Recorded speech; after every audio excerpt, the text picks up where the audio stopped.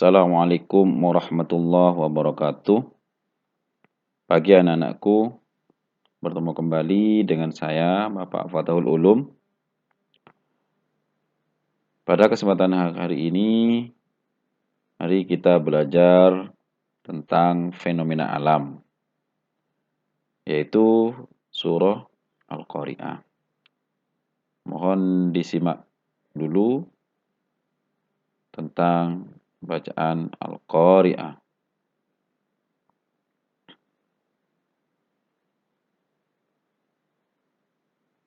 أعوذ بالله من الشيطان الرجيم بسم الله الرحمن الرحيم القارعة ما القارعة وما أدراك ما القارعة يوم يكون الناس كالفراش المبثوث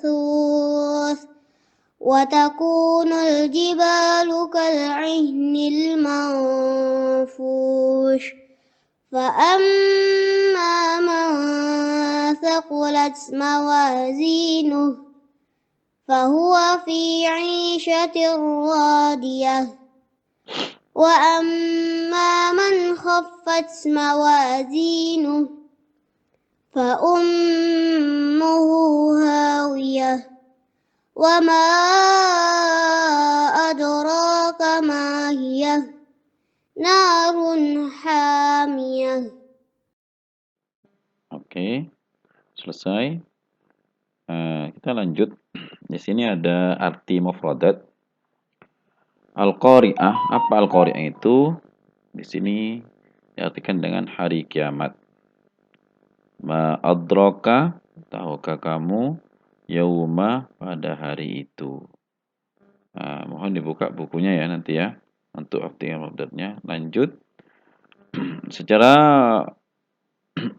penjelasan ayatnya, kata Al-Qari'ah itu berasal dari qoro'ah. Ya, artinya itu mengejutkan hati. Saya pernah membaca tentang pendapatnya Bapak Quraish Shihab.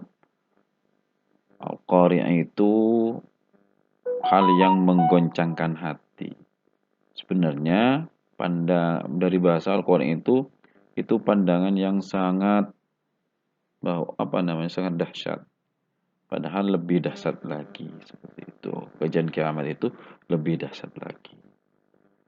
Sebahalnya kita tidur malam-malam jam 12 malam, kemudian ada yang mengetuk pintu tok tok tok tok tok. Maka akan terjadi kaget pada kita, sama seperti itu. Nanti ketika hari kiamat dengan bahasa Al-Qari'ahnya itu akan bisa mengejutkan hati. Pada ayat 1, 2 dan 3 Al-Qari'ah, di sini Allah itu membuat satu pernyataan, Qari'ah, hari kiamat. Mal Qari'ah, kemudian Allah memberikan sebuah pertanyaan. Apa hari kiamat itu? Wa ma adraka mal qari'ah, diulang kembali oleh Allah.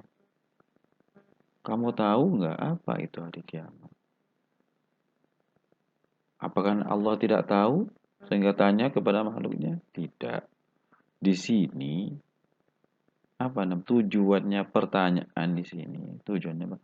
Biar kita ini memperhatikan bahwa nanti suatu saat akan terjadi kiamat. Itu tujuannya. Artinya Allah bertanya seperti itu bukan Allah tidak tahu apa itu kiamat. Cuma kita ini biar perhatian bahwa nanti suatu saat akan ada hari kiamat.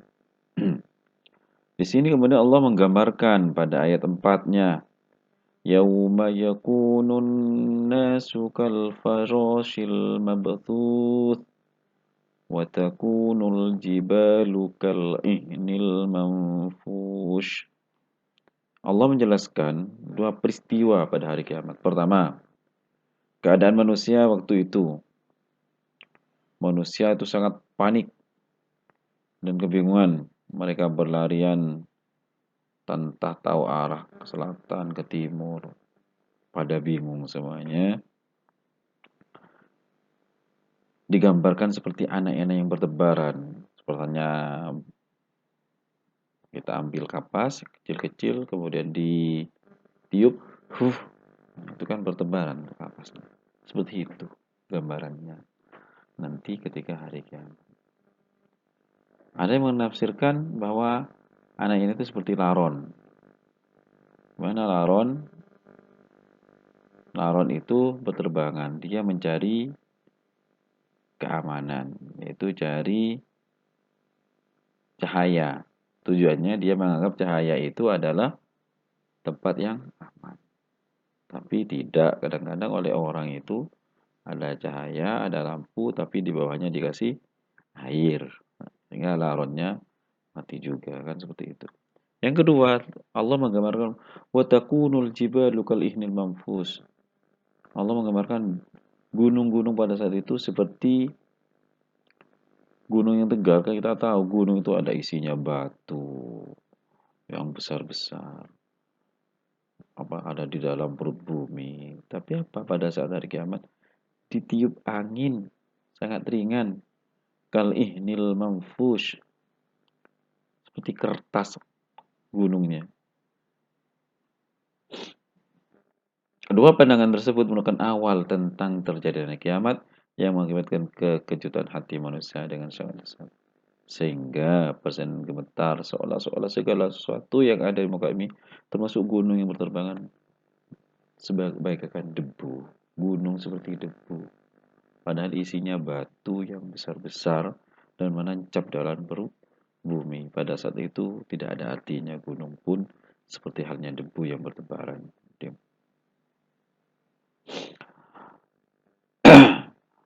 Kondisi tersebut dapat disesuaikan dengan kondisi saat ini yang terjadi, yaitu letusan gunung berapi, yaitu mengalami erupsi.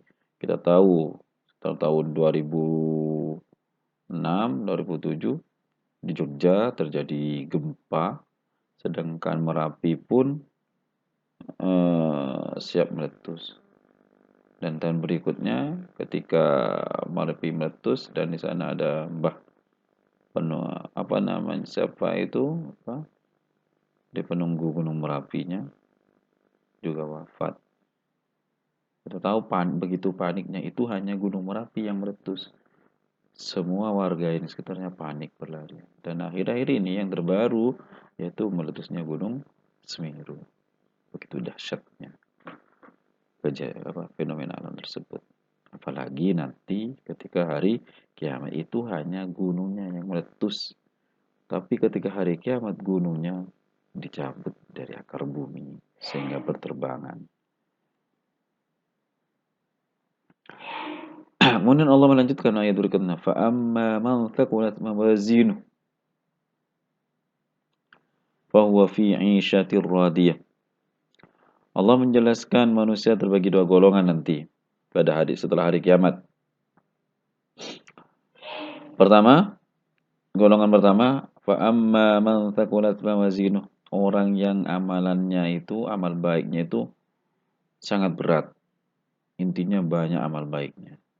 Fa huwa fi 'ishatir radiyah. Dan orang tersebut berada dalam kehidupan yang memuaskan, yaitu mendapatkan kenikmatan yang menyenangkan dan mendapatkan kenikmatan yang menyenangkan. Yang kedua, golongan dua, wa amma man khaffat mawazinuh, dan apabila timbangan amal baiknya sangat ringan, artinya nanti kita ini akan ditimbang amal baik dan amal buruknya. Ketika amal baiknya lebih banyak, maka kita akan menjadi beruntung. Tapi ketika yang ditimbang amal jeleknya, amal baiknya sedikit, lebih banyak amal jeleknya, fa ummuhu hawiyah, maka orang itu akan celaka dan akan masuk ke neraka hawiyah. Apa neraka hawiyah? Itu salah satu neraka. Wa ma adraka ma hiya?